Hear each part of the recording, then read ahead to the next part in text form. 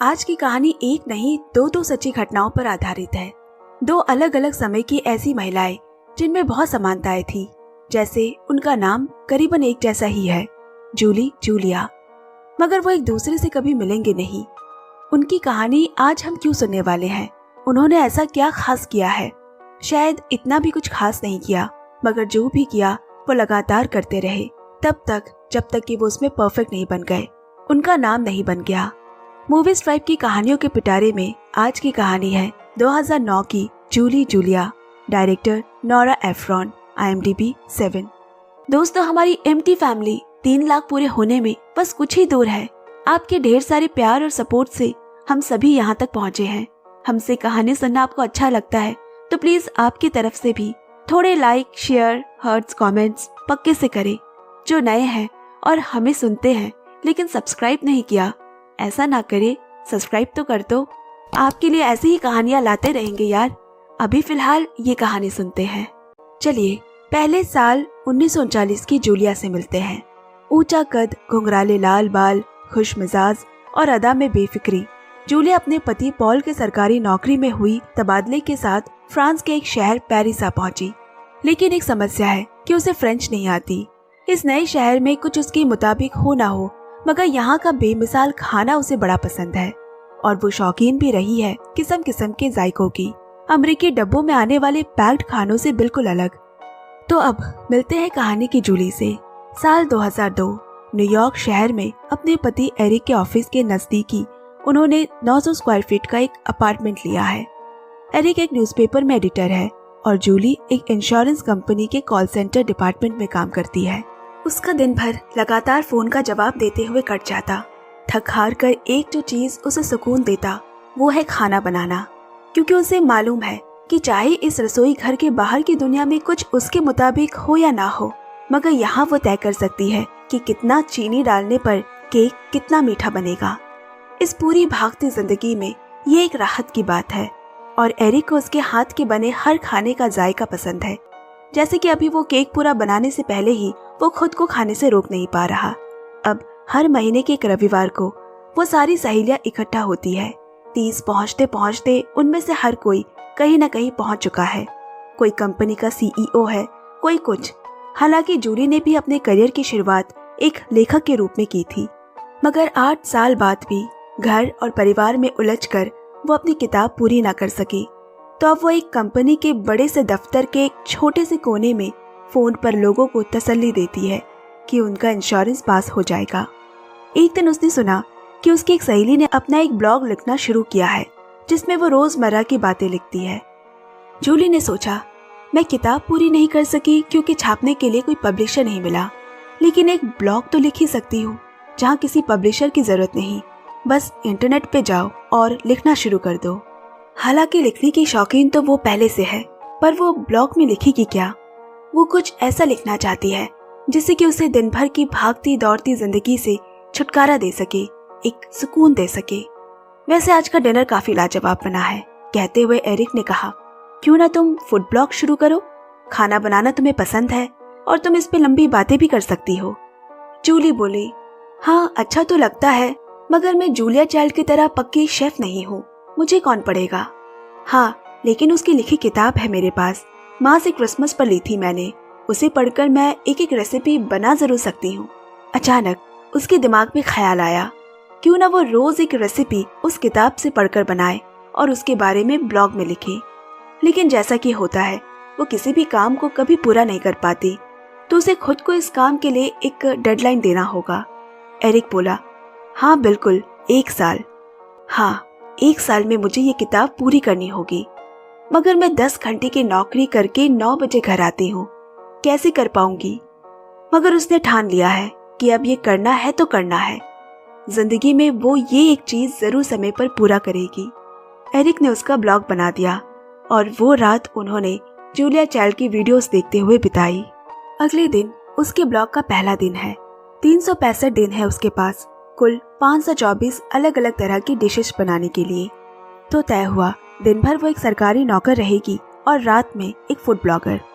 40 साल पहले लिखी ये किताब आज भी किसी भी मॉडर्न कुकिंग बुक्स को मात दे सकती है। जूलिया चाइल्ड जिसने अमेरिका के खाने पीने के तरीकों में एक क्रांति ला दी कि डब्बों में आने वाले कैन फूड के बाहर भी एक स्वाद की दुनिया है, जिसे उसने बड़े ही आसान भाषा में लिखा है। लेकिन जरा रुकिए, जिस जूलिया चाइल्ड के नक्शे कदम पर जूली चलने को ठान चुकी है, उसका तो सफर अभी तक शुरू भी नहीं हुआ है। तो चलते हैं वापस 1950 पे। जूलिया इस नई शहर की चकाचौंध से अब उबने लगी है, क्योंकि कुछ नया देखने को नहीं रहा। तो उसने एक दिन पॉल से कहा, मैं कुछ करना चाहती हूँ जिससे मैं खुद को मशरूफ रख सकूं। उसे जो जो पसंद है उसने वो सब सीखने की कोशिश की। पहले तो वो हैट बनाने सीखने गई, क्योंकि उस जमाने में सभी महिलाओं में हैट पहनना काफी प्रचलन में था। उससे बोरियत हुई तो कार्ड सीखने लगी, वो भी समझ में नहीं आया। ये सारी कोशिशें वो जानबूझकर कर रही है, लेकिन एक कोशिश जो वो अनजाने में कर रही है वो है फ्रेंच कुकिंग की किताब अंग्रेजी भाषा में ढूंढना। उसे फ्रेंच खाना बड़ा पसंद आया था और वो उन्हें बनाना सीखना भी चाहती थी, लेकिन उस जमाने में यूट्यूब नहीं हुआ करता था। जो सीखना है वो किताब के माध्यम से सीखनी पड़ती, मगर ऐसी कोई किताब अंग्रेजी में अनुवाद की ही नहीं गई है। फिर एक दिन पॉल ने उसके जन्मदिन पर एक फ्रेंच में कुकिंग बुक उसे तोहफे में दी, क्योंकि उसे फ्रेंच खाना पसंद है। लेकिन दिक्कत ये हुई कि जूलिया अभी तक फ्रेंच सीख रही है, वो उसे पढ़ नहीं सकती, और शायद फ्रेंच सीखते सीखते पॉल का दोबारा कहीं तबादला ना हो जाए। उस रात उसे ख्याल आया क्यों ना फ्रेंच कुकिंग क्लास शुरू की जाए। अब यहाँ 20वीं सदी में रहने वाली जूली के ब्लॉग का पहले दिन से 11 दिन तक का सफर पूरा हो चुका है। आज 22 अगस्त है और 26 रेसिपी वो अब तक बना चुकी है। इस तेज जिंदगी में एक ठहराव, एक सुकून उसे दिन के आखिर में मिलता है, जब वो ये देखती है कि आज जूलिया की किताब से वो क्या बनाएगी।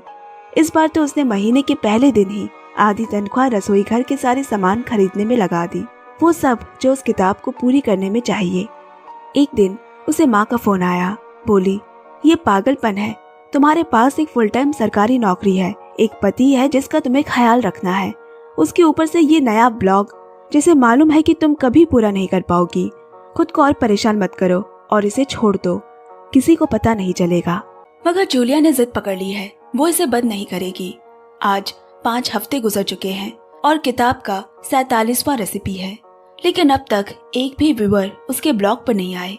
वो खुद ही से पूछती है, क्या वाकई में ये सब मेरी बेवकूफी है? मुझे क्या इसे बंद कर देना चाहिए?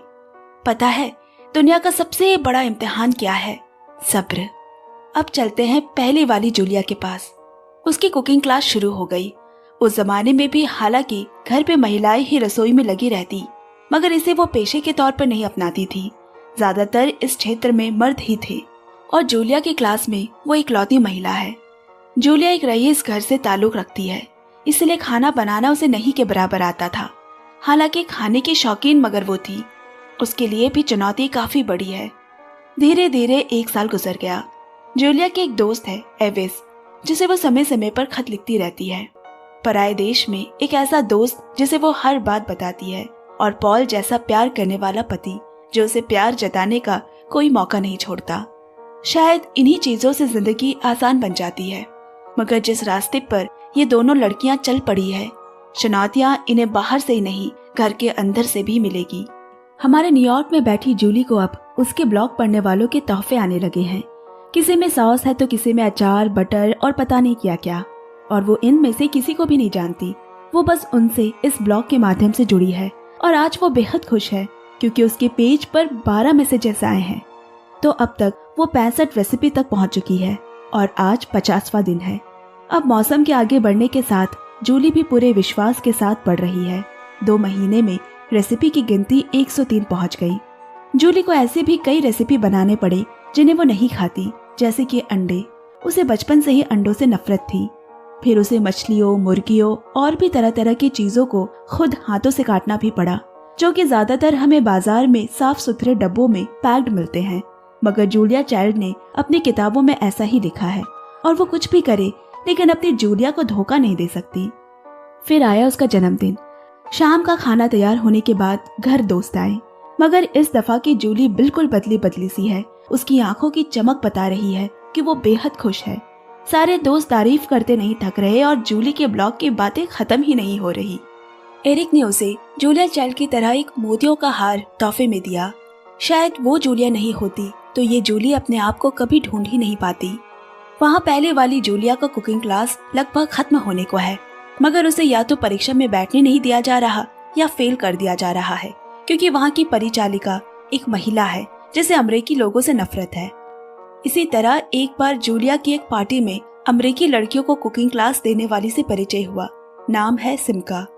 जूलिया के खुशमिजाजपन से वो जल्द ही दोस्त बन गए और जूलिया को उनके वहाँ की लड़कियों को खाना बनाने की ट्रेनिंग देने का अवसर मिला। जिंदगी में भी शायद हम सीधे अपने मुकाम पर नहीं पहुँचते, मगर रास्ते में आने वाली हर कड़ी जरूरी होती है। धीरे धीरे यहाँ न्यूयॉर्क की जूली से भी और लोग ब्लॉग के माध्यम से जुड़ने लगे, क्योंकि लोग उसकी बातों से एक लगाव महसूस करते हैं।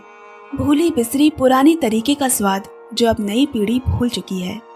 लोग उसका ब्लॉग पढ़कर अब अपनी रसोई में घुसकर उन स्वादों को जिंदा करने लगे। और मुनासिब है कि एक तरफ ज्यादा ध्यान देने से बाकी तरफ पे ध्यान कम हो जाता है, जैसे कि एरिक और उनके रिश्ते पर। एरिक भी थोड़ा झुंझलाने लगा है, उनमें थोड़ी अनबन भी हुई, मगर एक दिन उन्हें एक मैगजीन से फोन आया कि वो जूली का इंटरव्यू लेना चाहते हैं। साथ ही वो एक मशहूर फूड क्रिटिक्स को भी साथ लेकर आएंगे। जूली को लगा कि ये उसके करियर में एक मील का पत्थर साबित होगा। अब यहाँ फ्रांस की जूलिया को उसकी बहन डॉर्थी का फोन आया कि वो माँ बनने वाली है। ये है तो एक खुशखबरी, लेकिन जूलिया की आंखों से आंसू बह निकले, क्योंकि वो कभी माँ नहीं बन पाएगी। शायद इसीलिए उम्र के इस पड़ाव में आकर उसने कुछ करने की ठानी है, और पॉल उसके हर उतार चढ़ाव में उसके साथ मजबूती से खड़ा है। खैर, जिंदगी ऐसी ही है, सबको सब कुछ नहीं मिलता। जूलिया ने सिमका के कुकिंग क्लास में बतौर टीचर शुरू किया, और उसके खाना बनाने की बारीकियों की जानकारी को देखते हुए उन्होंने उसे एक किताब निकालने की इच्छा जताई, और इस तरह किताब का ख्याल अस्तित्व में आया। इस किताब को लिखना कोई छोटी बात नहीं है, लगभग 2 साल का वक्त तक लग सकता है।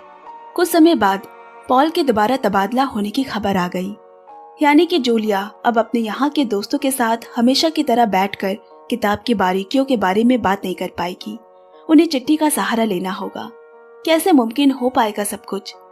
वहाँ न्यूयॉर्क की जूली को भी जिस न्यूज इंटरव्यू का इंतजार था, वो बारिश का बहाना देकर आए ही नहीं। जूली को इतना परेशान देख एरिक को गुस्सा आ गया और बोला, एक ब्लॉग ही तो है, तुम तो ऐसे पागल हो रही हो जैसे दुनिया खत्म होने वाली है। एरिक को समझ नहीं आ रहा कि अब जूली को एक मकसद मिल गया है, अब उसे इस नई जूली को भी अपनाना होगा। उनमें लड़ाई हो गई और एरिक ने घर छोड़कर एक होटल में कमरा ले लिया। अगले दिन ऑफिस में भी जूली के बॉस ने उसे ब्लॉग में ज्यादा और काम में कम ध्यान देने की वजह से डांट लगाई। शाम को घर लौटते हुए वो सोच रही है, मुझमें और जूलिया में कितना कुछ एक जैसा है। हम दोनों पति के साथ नए शहर आते हैं, अपनी रोज की जिंदगी से बोर होकर अपने लिए एक नया रास्ता ढूंढते हैं। दोनों को खाना बनाना बेहद पसंद है, मगर शायद मैं इतना भी उस जूलिया की तरह नहीं हूँ, क्योंकि वो जूलिया छोटी छोटी बातों से अपना आपा नहीं खोती, उसमें सब्र है और वो पॉल से बहुत प्यार करती है। शायद तभी उनकी शादी इतनी परफेक्ट है और मेरी नहीं। दोनों के बीच की उम्र का, दूरी का, हर तरफ से इतना फासला है। वो तो कभी मिले भी नहीं, फिर भी जूली को ऐसा लगता है कि वो उससे बातें करती है, उसकी मुश्किलों का हल ढूंढने में वो मदद करती है। रात में जब उसने एरिक के फोन पर एक मैसेज छोड़ा, वो भी रह नहीं पाता और वापस चला ही आता है। अब यहाँ जूलिया और सिमका किसी पब्लिशर से मिले गए हैं। उन्हें उनका काम तो पसंद आया, क्योंकि फ्रेंच कुकिंग पे कोई अंग्रेजी किताब कभी नहीं निकली है, लेकिन उनकी शिकायत है कि ये किताब 700 पन्नों की है, जो कि काफी लंबी है। कोई भी पब्लिशर एक नई लेखक पे इतना पैसा नहीं लगाएगी, इसे छोटा करना होगा, यानी कि जूलिया को फिर से उसकी किताब पर काम करना होगा। कुछ और समय गुजर गया। इस दौरान पॉल का तबादला जहाँ जहाँ होता रहा, जूलिया वहीं से काम करती, और आखिरकार उसने एक और बार अपनी पूरी किताब दोबारा लिख डाली। शायद इस बार इसे छापने में पब्लिशर को कोई दिक्कत ना आए। इधर न्यूयॉर्क की जूली को एक और न्यूज रिपोर्टर आज मिलने आने वाली है। खाने की टेबल पर जूली ने उसे बहुत सारी बातें बताई कि वो कैसे जूलिया चाइल्ड से प्रभावित है, हालांकि वो उनसे कभी व्यक्तिगत रूप से नहीं मिली है। किचन में खाना बनाते वक्त वो लगातार उनसे बातें करती है, जैसे वो वही हो। काश कि ये मुमकिन हो पाता। आज एरिक भी उसके जज्बातों को समझता है, वो अब उस पर झंझलाता नहीं है। अगले दिन के अखबार में जूली की तस्वीर के साथ एक आर्टिकल छपा है। उसे सुबह से लोगों की मुबारकबाद आ रहे हैं। वो बेहद खुश है, और घर आते ही लैंडलाइन फोन पे न्यूज एजेंसीज के मैसेजेस की जैसे बाढ़ आ गई हो। मगर इन सब के बीच जूली ने भी सीखा है कि कैसे अपने जज्बातों में बह नहीं जाना है। जो हो रहा है वो बहुत अच्छा है, लेकिन ये नहीं भी होता तो एरिक का साथ जरूर होता। उसने अपने रिश्ते को इस दफा अनदेखा नहीं किया। उन सारे आए मैसेजेस में एक मैसेज ऐसा भी था जिसमें किसी रिपोर्टर ने उसे ये बताया कि जूलिया चाइल्ड के 90वें जन्मदिन पर उन्हें बधाई देते हुए उनसे बात के दौरान हमें ये पता चला कि उन तक भी आपके ब्लॉग की कहानियां पहुंच चुकी है और यकीन मानिए वो आपसे बहुत ज्यादा खुश नहीं है। क्या आप इस बारे में कोई टिप्पणी देना चाहेंगी? जूली ने फोन रख दिया। जूलिया चाइल्ड की तरफ से अपने बारे में ऐसा सुनकर उसका दिल बहुत दुखा। क्या वो उससे कभी नहीं मिल पाएगी? क्या उसे कभी पता नहीं चल पाएगा कि उनकी नाराजगी की वजह क्या है, या उसे मिटाने का मौका नहीं मिलेगा? अब वहाँ जूलिया चाइल्ड की किताब छापने से एक बार फिर पब्लिशर ने मना कर दिया। 8 साल की मेहनत मानो एक झटके में खत्म हो गई हो। पॉल ने उसे हिम्मत बंधाई और कहा, तुम एक लाजवाब दोस्त, पत्नी और एक टीचर हो। तुम पहले से बहुत खास हो। हम आगे भी इसे छापने की अपनी कोशिश जारी रखेंगे। हम जिस चीज के लिए पूरे मन से कोशिश करते हैं उसके लिए हमें मदद कहीं न कहीं से मिल ही जाती है। जूलिया को बिना बताए उसके दोस्त एविस ने उसकी किताब एक पब्लिशर को भेज दी और उन्हें वो किताब इतनी अच्छी लगी कि उसने उसे पढ़कर 2-4 रेसिपी भी बनाने की कोशिश की। सच में वो इतने आसान और मजेदार भाषा में है कि कोई भी इसे सीख सकता है। फिर एक दिन जूलिया को एक चिट्ठी आई पब्लिशर की तरफ से कि वो इसकी किताब छाप रहे हैं और इसके अच्छे पैसे भी उसे दिए जाएंगे। आखिरकार जूलिया की लगभग 1 दशक की मेहनत रंग लाई। अब उसे एक पहचान की मोहर मिल गई है। आज न्यूयॉर्क में जूली का भी 1 साल खत्म होने का आखिरी दिन है और आखिरी रेसिपी अभी बाकी है।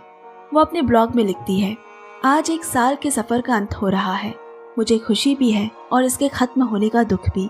जूलिया ने मुझे सिर्फ एक अच्छा कुक ही नहीं, एक अच्छा इंसान भी होना सिखाया। मैंने सीखा मुश्किल वक्त में परिवार कितना अहम होता है। कैसे घर, परिवार, दफ्तर संभालते हुए मुझे एक नई जूलिया मिल गई। और अगर हिम्मत करके ठान लिया जाए तो कुछ भी नामुमकिन नहीं। जूली ने अपने 1 साल में 524 रेसिपी बनाने का इरादा पूरा किया और अपने लिए नए सपने खोज निकाले। आखिर में वो जूलिया चाइल्ड के 90वें जन्मदिन पर लगे एग्जीबिशन में गई, जहां उसने अपनी प्रेरणा को एक और बार फिर से जिया। कई तस्वीरें ली। ये शायद उनका एक तरफा प्यार ही रहेगा। जूलिया चाइल्ड की स्वीकृति उसे नहीं मिली, मगर इससे उसे अब कोई फर्क नहीं पड़ता, क्योंकि जिस जूलिया की छवि उसके मन में है वही उसके लिए मायने रखती है। तो दोस्तों, मुझे उन दोनों की कहानी से यही सीखने को मिला कि अपनी भागती जिंदगी में, इस 70-75 साल की लंबी जिंदगी में खुद के सपनों को एक मौका जरूर दे। ये आपका हक भी है और जिम्मेदारी भी। याद रखें, जो सपने फ्रांस की जूलिया 45 साल में और न्यूयॉर्क की जूली एक भागती दौड़ती थका देने वाली जिंदगी में पूरा कर सकती है, तो यकीनन हम भी कर सकते हैं। इसी के साथ मैं ये खूबसूरत कहानी जो हमें कुछ सिखा जाती है यही समाप्त करती हूँ। धन्यवाद। कहानी अगर आपको पसंद आए तो लाइक, शेयर, कमेंट पक्के से करें। सुनते रहिए, सुनाते रहिए। Movie stripe. Love you, take care and bye bye.